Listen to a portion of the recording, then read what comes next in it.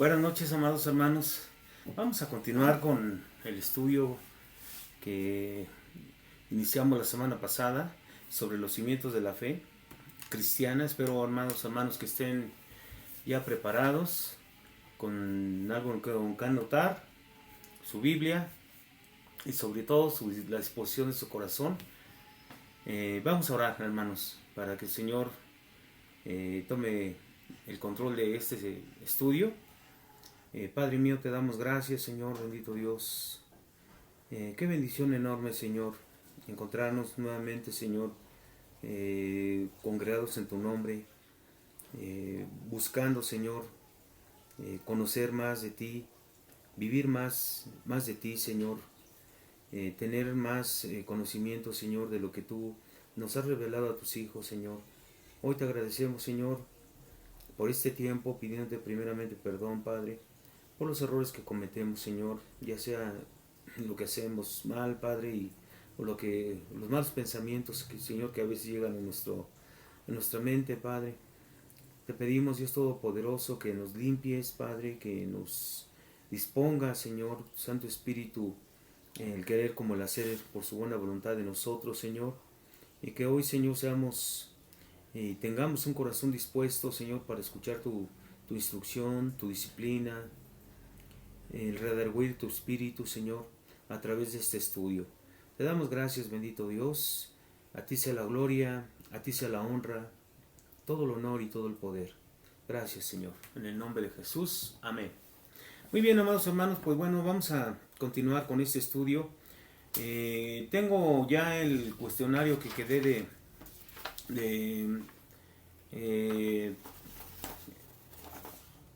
que les iba a dictar para que lo empezáramos a resolver, pero considerando el tiempo, voy a mejor a pasárselos al grupo de WhatsApp para que ustedes ahí lo revisen y ya sea que lo suban al grupo o me manden personalmente sus respuestas. De todos modos, hermanos, es importante, quiero decírselos, que ustedes participen. Necesitamos, hermanos, interactuar. Y para ello, hermanos, el interactuar nos bendice, el interactuar nos ayuda a disipar dudas y también a tener opiniones y escuchar opiniones posiblemente contrarias, posiblemente afines, sea lo que sea, hermanos. Es importante que todos participemos. Vamos a hacerlo por esta vía, mientras no se presenta otra oportunidad para hacerlo de otra forma. Mientras tanto, amados hermanos, pues vamos a continuar. No voy a hacer un repaso de lo que vimos anteriormente porque ya está el otro estudio. Yo te pido, amado hermano, que si ahorita escuchas algo que no te queda muy claro, pues si tú ves la primera parte te va a permitir que esto que vamos a ver ahorita lo entiendas mejor, ¿sí? Mira, vimos, así a grosso modo, algunos conceptos con respecto a, más bien unas citas bíblicas, donde nuestra vida cristiana se compara con un edificio, ¿sí?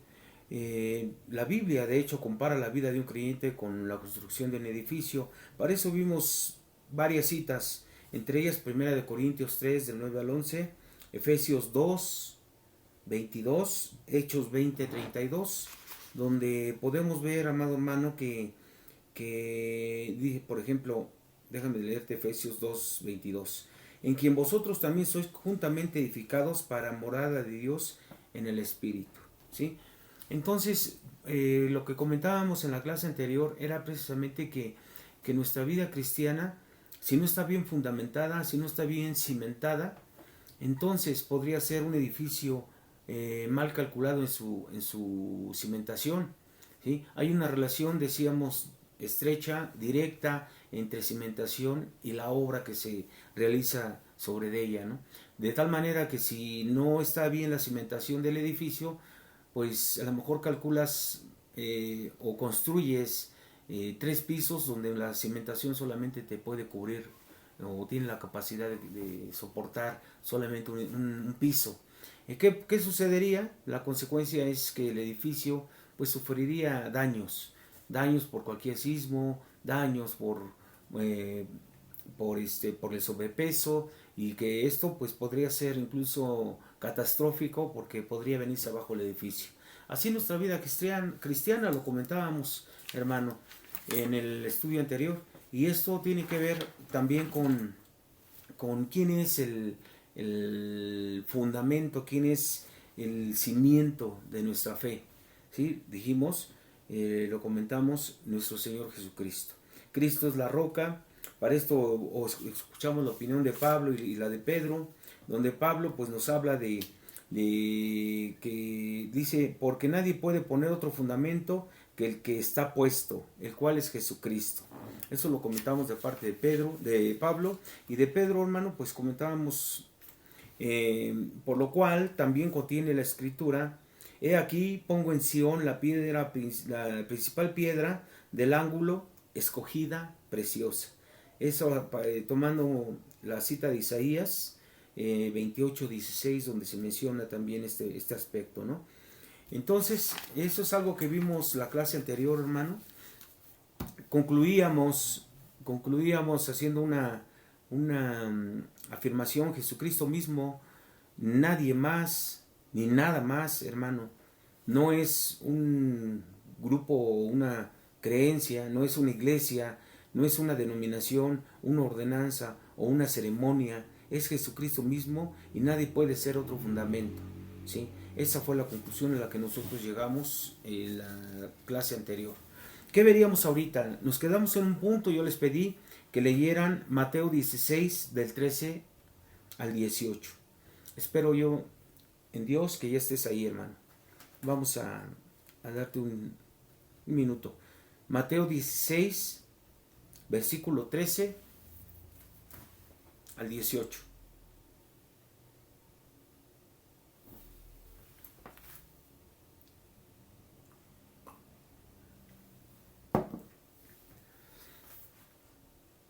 ¿Ya estás ahí, hermano? Dice la palabra de Dios en el nombre del Padre, del Hijo y del Espíritu Santo.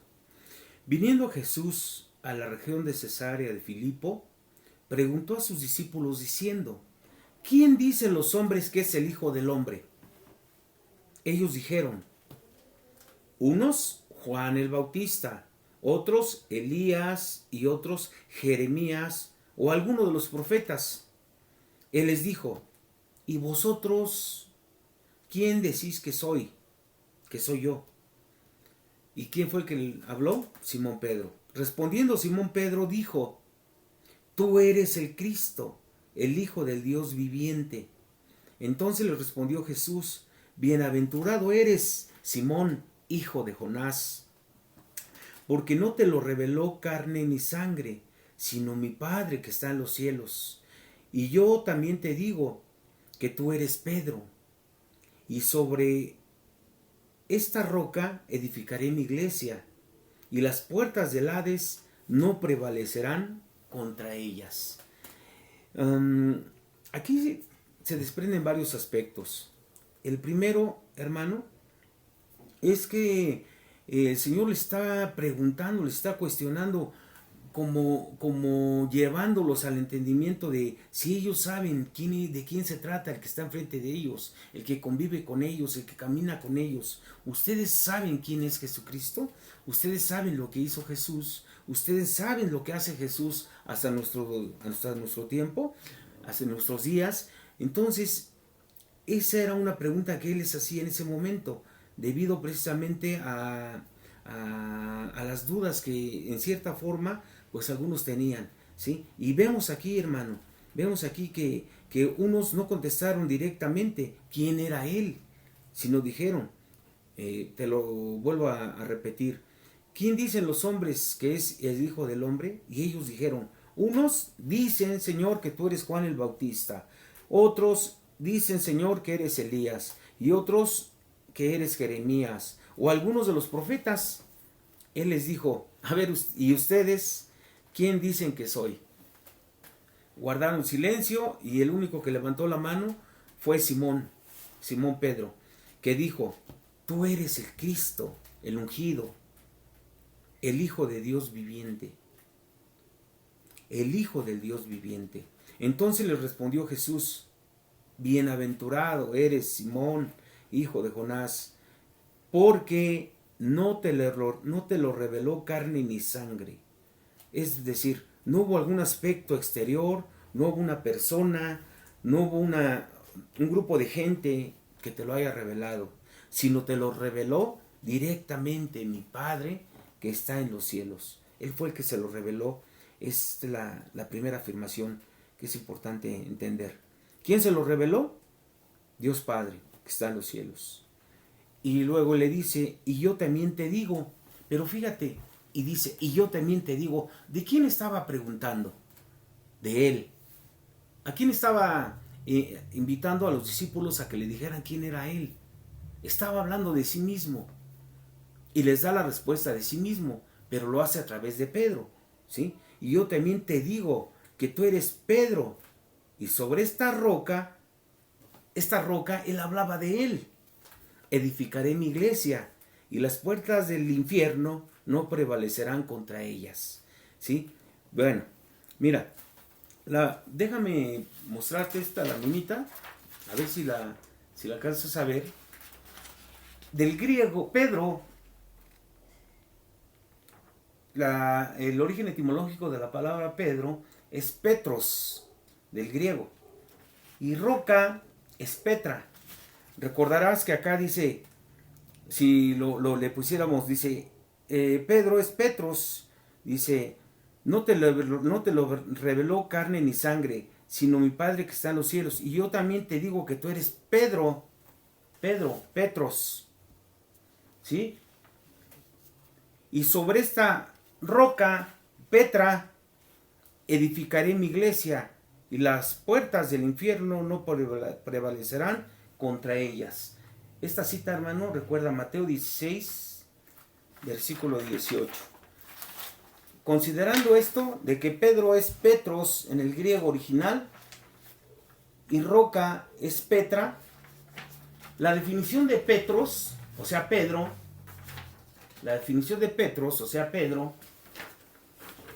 es piedrecilla o guijarro, que quiere decir piedra pequeña. Entonces, Pedro, refiriéndose o definiéndolo en base al griego original, es piedra pequeña, piedrecilla o guijarro, ¿sí? ¿Y qué es Petra? Pedra es roca grande. Ese es su significado. No sé si lo alcanzas a ver, hermano, te lo estoy dictando, o sea, te lo estoy leyendo. Entonces, cuando se refiere a Pedro, se está refiriendo o está hablando de la pequeñez en la que nosotros, amados hermanos, nos encontramos con respecto a él, ¿sí? Nosotros somos algo pequeño con respecto a lo grande que es él, ¿sí? Les estaba hablando en ese sentido, hermano, ¿sí? Petros, piedrecilla, algo pequeño con respecto a la grandeza de él, ¿sí? Guijarro. Y dice Petra, roca grande. ¿Estaba hablando de quién? De sí mismo. Habíamos dicho, hermano, que íbamos a comentar este tema porque precisamente sobre esta interpretación de la escritura se ha considerado y se han levantado incluso, hermano, tú lo sabes, se han levantado religiones, ¿sí? Donde se considera a Pedro como el sucesor directo de nuestro Señor Jesucristo. Incluso lo llaman el primer papa, ¿no? Y eso pues es tremendo, hermano. Es tremendo porque entonces sobre un guijarro, sobre una piedrecilla, ¿sí? Se levantó la iglesia de Cristo. Sobre una piedra pequeña y no sobre la roca grande que es nuestro Señor Jesucristo. Esa interpretación llevó a que se levantara esta religión, ¿sí? Esta religión que hasta el momento, hasta la fecha, sigue viendo a Pedro como el sucesor directo de nuestro Señor Jesucristo, y también como incluso el primer papa, ¿no? Y lo decía hace rato.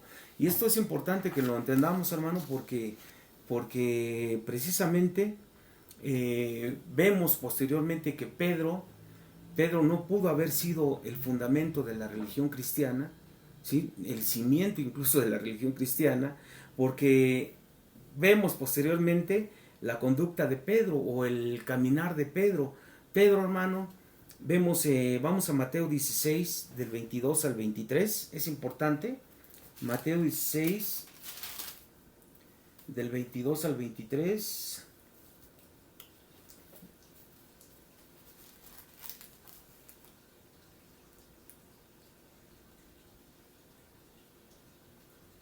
Fíjate, dice: entonces Pedro, tomándole aparte, comenzó a convenirle, diciendo: Señor, ten compasión de ti, en ninguna manera esto te acontezca. Ten compasión de ti, en ninguna manera esto. ¿De qué es lo que venía? ¿Sí? El anuncio, el Señor le estaba anunciando ya lo que iba a padecer, que iba a ser entregado, que iba a ser crucificado. Él ya se los estaba anunciando y Pedro les dice: ten compasión de ti, en ninguna manera esto te acontezca. Pero él, volviéndose, dijo a Pedro: quítate delante de mí, Satanás, me eres tropiezo, porque no pones la mira en las cosas de Dios, sino en las cosas de los hombres. Qué importante, hermano. Déjame de leerte otra traducción. Pero él, volviéndose, dijo: quítate delante de mí, Satanás, me eres tropiezo, porque no pones la mira en las cosas de Dios, sino en las cosas de los hombres. ¿Cuántas veces, hermano, en ocasiones hablamos de algo o de algo que se va a hacer y no falta quien diga: hay que dejarlo para mañana, porque pues es lo mismo, ¿no? Es el mismo resultado si lo hiciéramos hoy o lo hiciésemos mañana. No es lo mismo, ¿verdad? O cuántas veces alguien te ha dicho: no vayas allá, mira, es un lugar de dudosa seguridad, que mejor, mira, ¿por qué no buscas por aquí? ¿O por qué no vas y predicas aquí cuando el Señor te está mandando a otro lugar lejano? ¿Sí? ¿Y cuánta gente sale por ahí queriéndote persuadir a que no hagas las cosas para Dios, o que no hagas las cosas en el momento que Dios te la está ordenando? ¿Cuántas veces? Incluso esto podría venir, hermanos, de un hermano de la iglesia, una hermana, o incluso de un familiar, o incluso puede venir hasta de tu mismo esposa o esposo, ¿sí? Que te diga: no, mira, es que esto te va a llevar a mayor padecimiento. ¿Esto a qué se debe, hermano? Aquí, ¿qué es lo que está haciendo el Señor? Está diciendo: apártate de mí, Satanás. Es decir, ideas, hermano, ideas, proposiciones que quieren desviarte, ¿sí?, de lo que tienes que hacer, de lo que ya se te ha instruido, del camino que ya se ha establecido.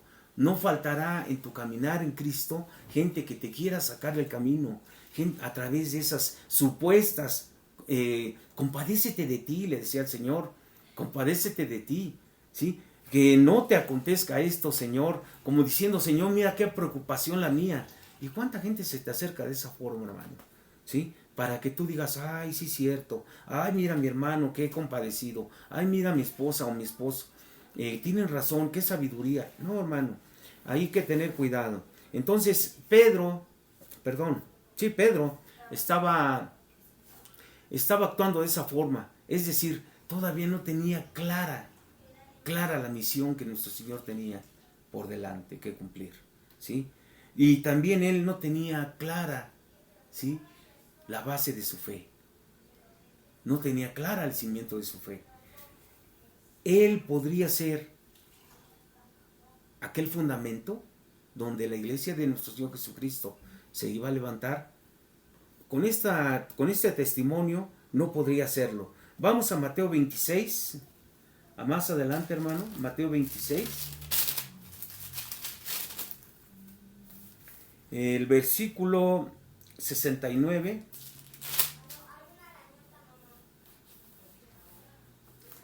Pedro niega a Jesús. Pedro estaba sentado fuera del patio, en el patio, y se le acercó una criada diciendo: tú también estabas con Jesús el Galileo. Mas él negó delante de todos, diciendo: no sé lo que dices. Saliendo él a la puerta, le vio otra y dijo a los que estaban ahí: También este estaba con Jesús el Nazareno, pero él negó otra vez con juramento, no conozco al hombre, te juro que no lo conozco. ¿Tú crees que sobre este varón se iba a levantar la iglesia de Cristo? No estamos hablando del Pedro que conocemos en el libro de los Hechos. No estamos hablando de Pedro en las cartas que escribe primera y segunda de Pedro. No estamos hablando de ese Pedro. Estamos hablando del Pedro que en ese momento el Señor estaba considerando como guijarro o piedrecilla, donde él le decía, mira, Pedro, ¿sí?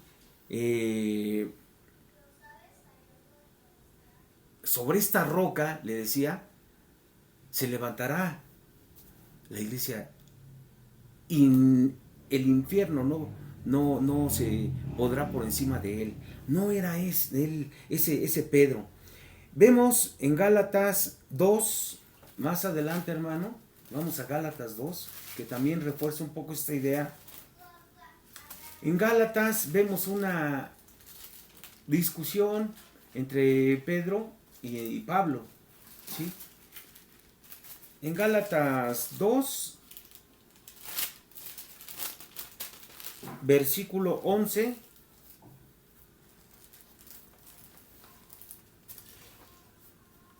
al 16, dice, bueno, vamos a leer desde el 14, vamos a un poquito más adelante. Dice, pero cuando vi que no andaba rectamente conforme a la verdad del Evangelio, dije a Pedro, sí, estaba Pablo refiriéndose a Pedro, dije a Pedro, delante de todos se lo dijo, ¿no? Si tú, siendo judío, vives como los gentiles y no como judío, ¿por qué obligas a los gentiles a judaizar? ¿Sí? Le estaba reclamando, ¿por qué? Porque anteriormente Pedro estaba queriendo reprender a Pablo, ¿no? Y dice el versículo 15, nosotros, judíos de nacimiento y no pecadores de entre los gentiles, sabiendo que el hombre no es justificado por las obras de la ley, sino por la fe de Jesucristo. Nosotros también hemos creído en Jesucristo para ser justificados por la fe de Cristo y no por las obras de la ley. Por cuanto las obras de la ley, nadie será justificado, ¿sí? Aquí Pablo tenía perfectamente claro la diferencia entre la ley y la gracia, cosa que Pedro todavía no lo tenía muy claro. Entonces, hermano, ¿por qué te comento estas tres citas bíblicas? ¿Sí? Porque vienen a reforzar la idea de lo que realmente era Pedro, ¿sí? Pedro para ese tiempo pues era solamente como tú y como yo. Sin embargo, ¿en quién se llegó a convertir Pedro? ¿Sí? ¿Por qué? Por el redarguir del Espíritu. ¿Por qué? Porque fue llevado a disciplina, fue llevado a corrección, y esto que él vivió después de la crucifixión del Señor le dio nuevamente un avivamiento en su vida, hermano. Le dio un nuevo rumbo a la vida que él en ese momento tenía, pues había negado al Señor, pues se había comportado de esta manera, ¿sí? Y entonces, ¿en quién se convierte Pedro? Pedro se convierte en uno de los principales líderes, en uno de los pilares de la fe cristiana. Pedro, con la sombra, hermano, con ese grado de unción, con la sombra sanaba a los enfermos. Pedro tenía un denuedo ya de parte del Espíritu para predicar la palabra. Después de Pentecostés, recordarás, 3,000 se convirtieron, ¿sí? Y fue Pedro como instrumento de Dios, ¿sí? Por medio del Espíritu Santo, hermano. El Espíritu Santo se manifiesta con poder en Pentecostés y usa a Pedro para la conversión de muchísima gente, ¿sí? Entonces veamos, hermano, veamos cómo cambió el caminar de un hombre que negó y un hombre que posteriormente se entregó totalmente, tanto que en la culminación de su vida él no aceptaba ser crucificado como nuestro Señor Jesucristo. Él pidió que se le crucificase de manera de cabeza, ¿sí? Porque él lo decía, no merezco ser tener el mismo morir como murió mi Señor, ¿sí? Qué importante es, hermano, este aspecto. Entonces, ¿qué sucede? Vamos a ver que también en el Antiguo Testamento David el salmista, con una inspiración profética por el Espíritu Santo, él dice, vamos al Salmo 18.2, Salmo 18.2.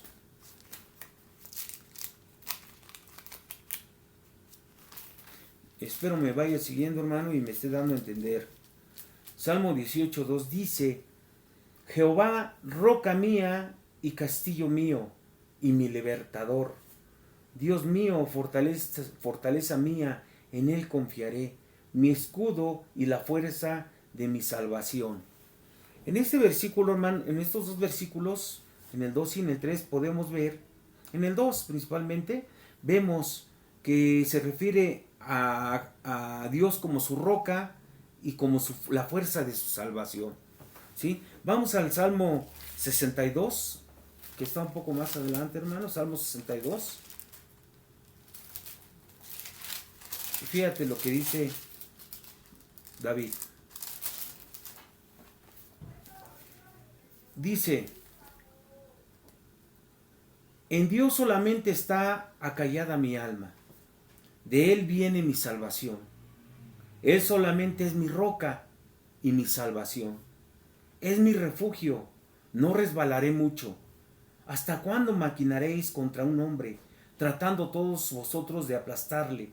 Como pared desplomada, como cerca derribada, solamente consultan para arrojarle de su grandeza. Aman la mentira, con su boca bendicen, pero maldicen en su corazón. Alma mía, en Dios solamente reposa, porque Él es mi esperanza. Dice el versículo 6. Él solamente es mi roca y mi salvación. Es mi refugio, no resbalaré. En Dios está mi salvación y mi gloria. En Dios está mi roca fuerte y mi refugio. Hasta ahí, hermano. En ese grupo de versículos, 4 veces se habla de salvación y 3 veces de roca. Hay una relación muy estrecha proféticamente entre roca y salvación. Proféticamente en este Salmo 62, donde David, inspirado, hermano, por el Espíritu Santo, lo da de una forma profética, ¿sí? ¿Quién iba a ser la roca? Jesucristo. ¿Quién es la roca? Jesucristo. ¿Y qué es lo que trae al mundo? Salvación. Qué importante, hermano. Este es el Salmo 62, versículo 1 y 2 y versículos 5 y 7. ¿Sí? Entonces vemos que la palabra roca y salvación se encuentran en una relación íntima, inseparable, y eso lo encontramos en toda la Escritura. Es muy importante. Yo quiero comentarte, junto con esto, hermano, cuando Pedro, posteriormente, ya el Pedro, ahora sí, el líder, el ungido de Dios, ¿sí?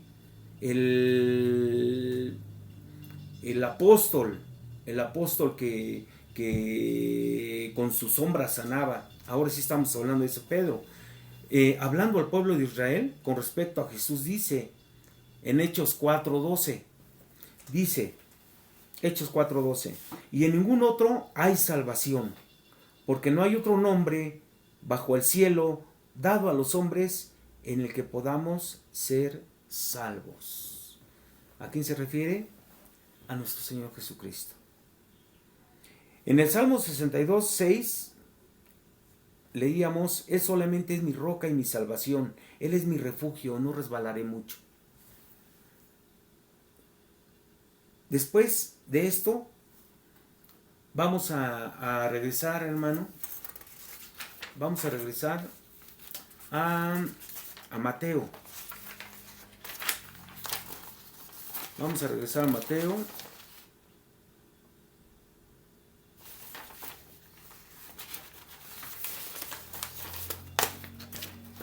Estábamos en Mateo.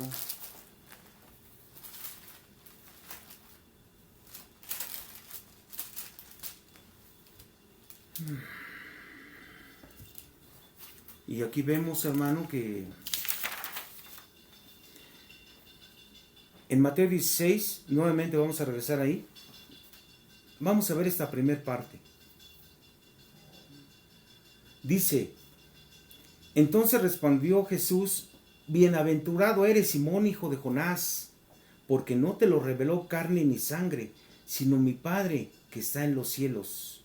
Y yo también te digo que tú eres Pedro, y sobre esta roca edificaré mi iglesia, y las puertas del infierno no prevalecerán contra ellas. Aquí vienen 4 aspectos que es importante mencionar, hermano. Son 4 aspectos fundamentales que se revelan en esta parte, ¿sí? La primera es que Pedro, aunque estaba con un grupo de discípulos, ¿sí?, prácticamente se entabló una conversación entre él y nuestro Señor Jesucristo. Hubo un encuentro personal de Pedro con Cristo, algo semejante a lo que vivió Pablo al caer del caballo camino a Damasco, ¿sí?, donde él iba con otras gentes, pero él tiene un diálogo personal. Esto sucedió también con Pedro en ese momento, ¿sí? En primero, hay un encuentro personal con Jesús. Algo así, hermano, como cuando tú llegas a los pies de Cristo, ¿sí?, y tienes tu primer encuentro personal con nuestro Señor Jesucristo. Después viene una revelación directa, también personal, concedida a Pedro, donde Pedro reconoce a nuestro Señor Jesucristo como el Hijo de Dios, ¿sí? Después viene una mención de nuestro Señor diciéndole a Pedro, ¿sí?, nuevamente le vuelve a un reconocimiento personal a Pedro, ¿sí?, donde le dice que va a tener un lugar especial, un lugar muy importante. Y por último, una confesión abierta de Pedro, ¿sí? ¿Te acuerdas de Romanos 10? Una confesión abierta y pública, porque estaba junto con los discípulos, donde le dice, de parte de Pedro, ¿sí?, una confesión donde él menciona que está viendo al Hijo de Dios. Y esto, ¿quién se lo reveló? No fue el mundo, hermano, fue directamente una revelación divina, ¿sí? Entonces, esto es muy importante, hermano, porque estas son 4 experiencias que nosotros tenemos en nuestra vida cristiana, ¿sí? Son 4 experiencias donde Cristo se convierte para cada uno de nosotros en la roca sobre la cual se edifica nuestra fe. Esto es importante, ¿sí? Son 4 aspectos que tienen que ver con nuestra conversión genuina, con una conversión genuina, un encuentro con el Señor, un momento en que tú reconoces a aquel en el que crees, otro momento en que recibes de parte del Espíritu el reconocimiento de Él hacia ti, y otra donde tú lo confiesas con tu boca y en ese momento lo estás poniendo en el lugar como Señor de señores de tu vida, ¿sí? Este es es un resumen de lo que vendría a ser una verdadera conversión a Cristo, ¿sí? Esos 4 aspectos. Pero viene una pregunta: ¿puede una persona hoy llegar a conocer a Cristo de la misma forma que Pedro lo conoció en ese momento? ¿Cuál sería tu respuesta, hermano? ¿Puede una persona llegar a conocer a Jesús de la misma forma directa y personal? Claro que sí, hermano. Esa es la respuesta, ¿sí? Esta fue una revelación espiritual de parte del Espíritu Santo. Juan después nos viene a hablar de esa revelación. Juan 16,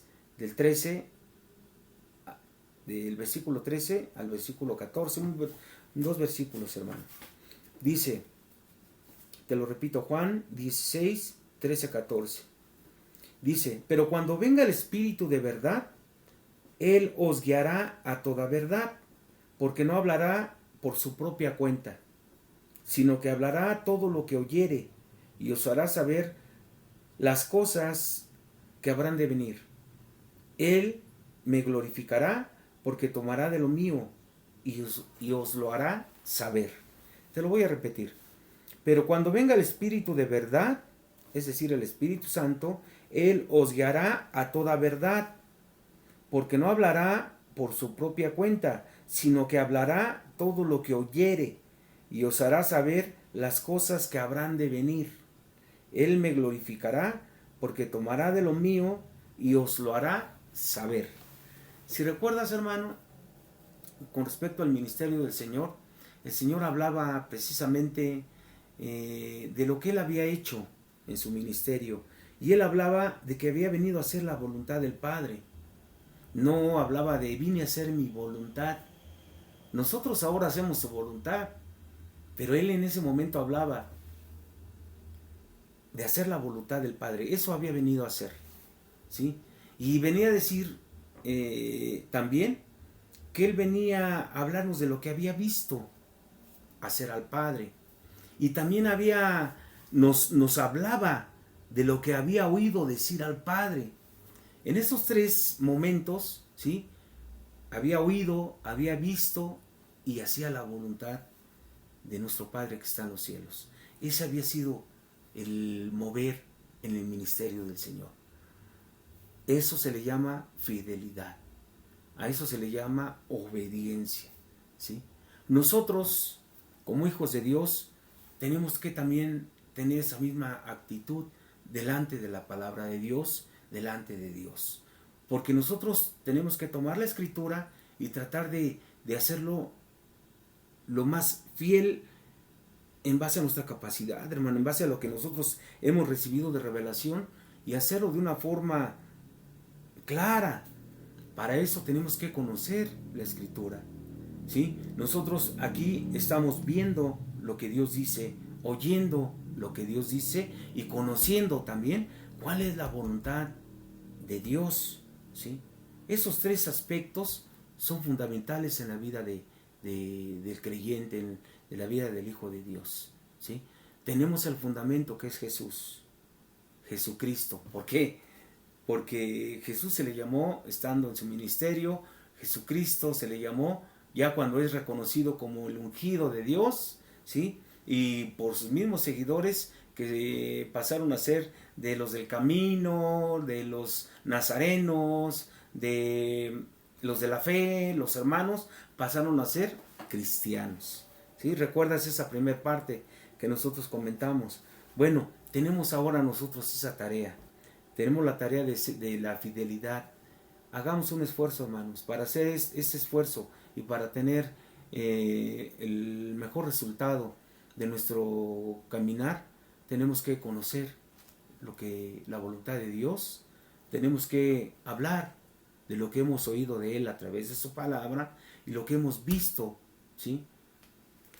A través también de la palabra, ¿sí? Obviamente estamos hablando de todo lo que el Señor aquí desde su ministerio, todo lo que hizo, lo comentamos, lo usamos como ejemplo, lo predicamos. ¿Para qué, hermanos? Para hablar de las verdades bíblicas, hermano.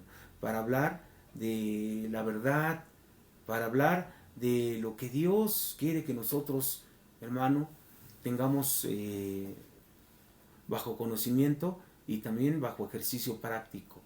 Esto es muy importante. Me voy a ir a una parte que es el reconocimiento. Cuando el reconocimiento de los primeros cristianos, considerando aquí a los discípulos, ¿sí?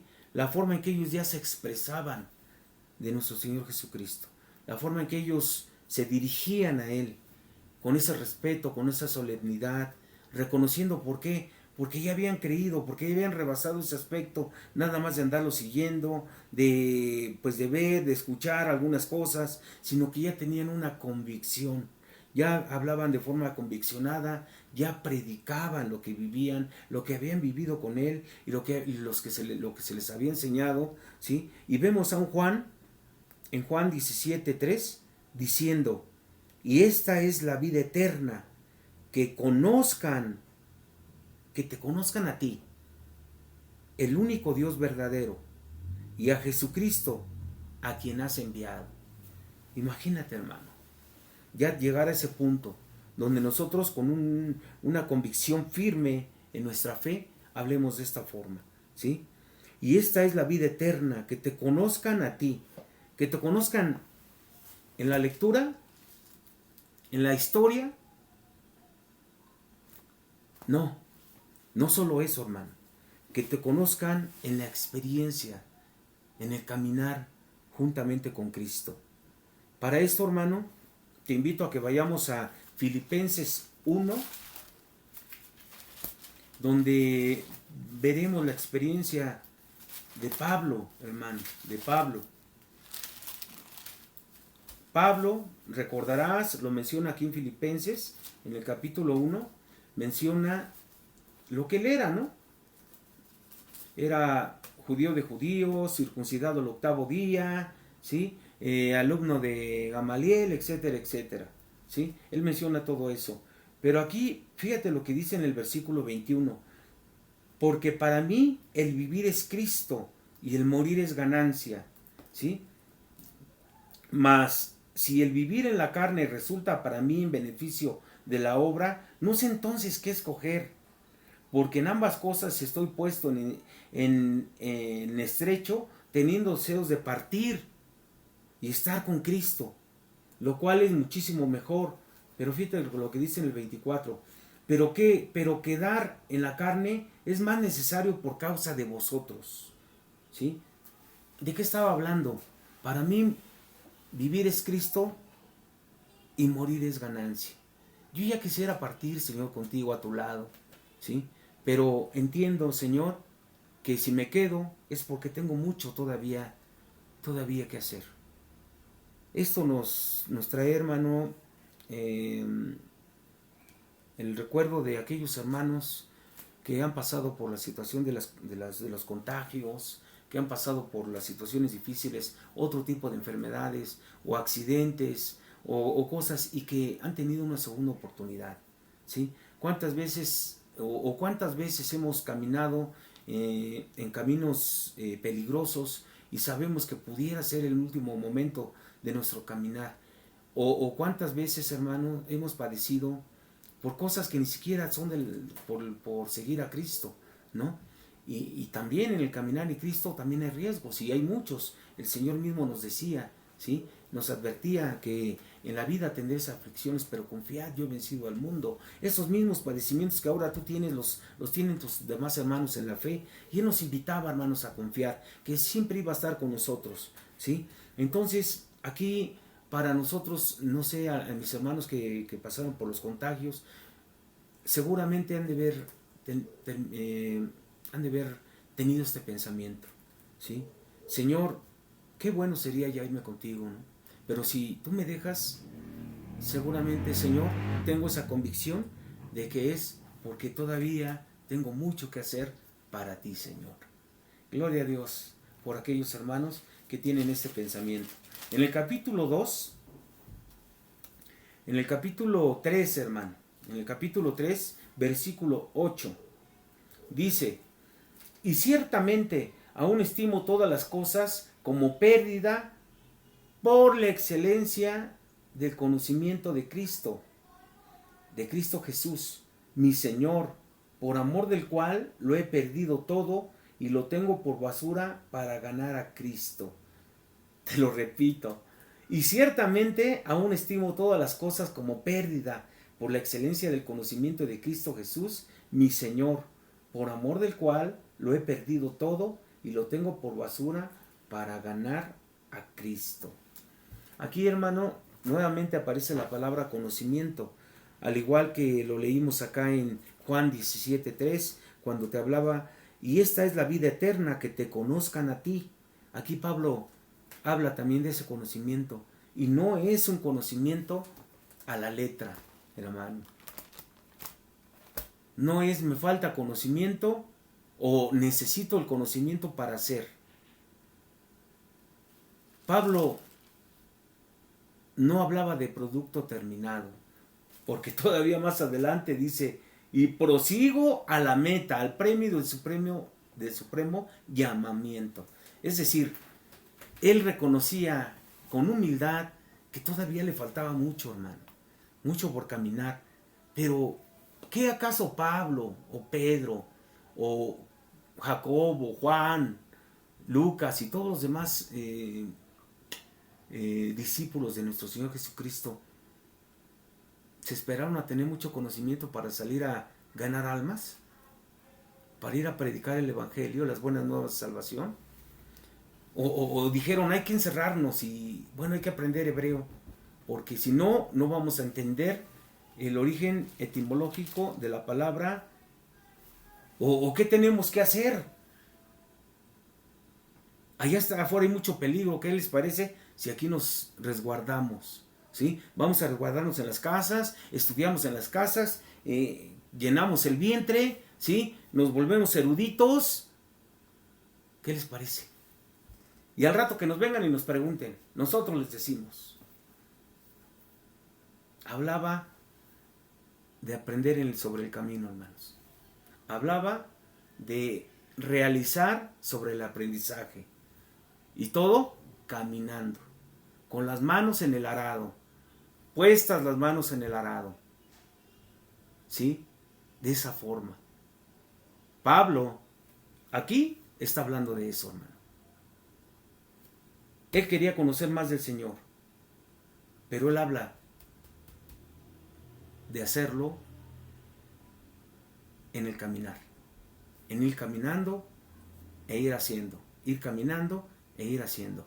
Esto, hermano, podría cuestionar a muchos hermanos que creen que se trata nada más de conocer a la letra, que se trata de caminar solos, ¿sí? Que se trata de, yo soy cristiano y ya me leí la Biblia, pregúntame lo que quieras, ¿sí? Yo tengo toda la revelación, es más, yo ya tengo garantizado mi boleto ahora en el arrebatamiento, ¿no? No, hermano. Entonces, ¿sí? Nos lleva a algo que es importante. Conocer ese fundamento, conocer el cimiento, ¿sí? No debe ser solo parcialmente. No debe ser solo parcialmente.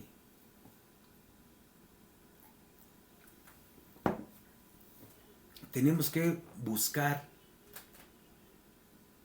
meditar, escudriñar, para que ese conocimiento sea completo. Para que nuestro conocimiento del Señor no sea la letra, nada más, sino también sea en el ejercicio de la palabra. Porque si tú me dices en este momento que Jesucristo es el fundamento de tu fe, que Jesucristo es tu roca, entonces, ahorita en este momento, podríamos preguntarnos, ¿conozco esos fundamentos? ¿Conozco el contenido del fundamento? ¿Conozco el material con que está hecho el cimiento sobre el cual se está construyendo mi edificio? ¿Sí? ¿Lo conozco? Porque si no, me puedo equivocar de material. Y a ese edificio le puedo meter ideas falsas. Le puedo meter materiales falsos. Ahí viene donde el Señor nos advierte, cuidado y metas a la construcción de tu edificio materiales falsos. ¿Cuáles serían esos materiales falsos? Doctrinas de demonios, falsos maestros, falsos profetas, falsas enseñanzas. ¿Sí? El Señor, más bien Pablo les decía, no recuerdo a quién es exactamente, pero si empezaron por el conocimiento de Cristo, Él fue su fundamento, ustedes empezaron correctamente. ¿Qué está pasando en este momento con ustedes? Que se están desviando de esta forma. A lo mejor no hemos entendido los materiales que componen el fundamento. A lo mejor no hemos entendido. ¿Sí? ¿Y cuáles son esos materiales, hermano? ¿Cuáles son esos materiales? Dice 2 de Timoteo 1:12, yo sé en quién he creído. Con esto vamos a terminar esta parte. Yo sé a quién, fíjate, no dice a qué he creído. Dice, yo sé a quién he creído. Y estoy seguro de que es poderoso para guardar mi depósito en aquel día. Yo sé en quién. Está hablando de una persona, de la persona de Jesucristo, de nuestro Señor Jesucristo. Yo sé en quién he creído. No dice yo sé en lo que he creído. ¿Sí? ¿En quién he creído? Nuevamente su mirada se enfoca al suficiente, único y suficiente Salvador, al único nombre dado bajo el cielo en el que podamos ser salvos, ¿sí? Al autor y consumador de nuestra fe. Eso es lo que está haciendo en este momento Pablo, refiriéndose en la segunda carta de Timoteo 1 al 12. Yo sé en quién he creído, ¿sí? Y no dice yo sé a quién le he creído, en qué he creído. Él se está refiriendo a la persona. Concluyendo, hermanos, ¿quién es el fundamento? Ahora vamos, en la próxima clase, vamos a hablar de los materiales a los que yo me refería, hermano. Cómo construir sobre ese fundamento, que es nuestro Señor Jesucristo. Primero vamos a conocer los materiales con los que está hecho el fundamento, el cimiento de nuestra vida cristiana, de los cimientos de nuestra fe. Muy bien, amados hermanos, pues les doy gracias a Dios por este tiempo de estudio. Yo espero, hermano, que te haya movido a estudiar un poco más. Quisiera dejarte una tarea. Te voy a dejar este cuestionario, lo voy a subir al grupo, pero quisiera dejarte una tarea. La próxima clase vamos a hablar sobre la palabra. La palabra, ¿sí? Me gustaría que estudiaras, haz un esfuerzo, hermano.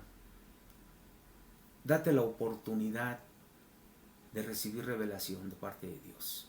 Estudia sobre la palabra, ¿sí? Así. ¿Qué es la palabra? La palabra de Dios, ¿sí? ¿Cuál es? ¿Por qué decimos que tiene poder? Te doy una idea, hermano, para que te vayas guiando.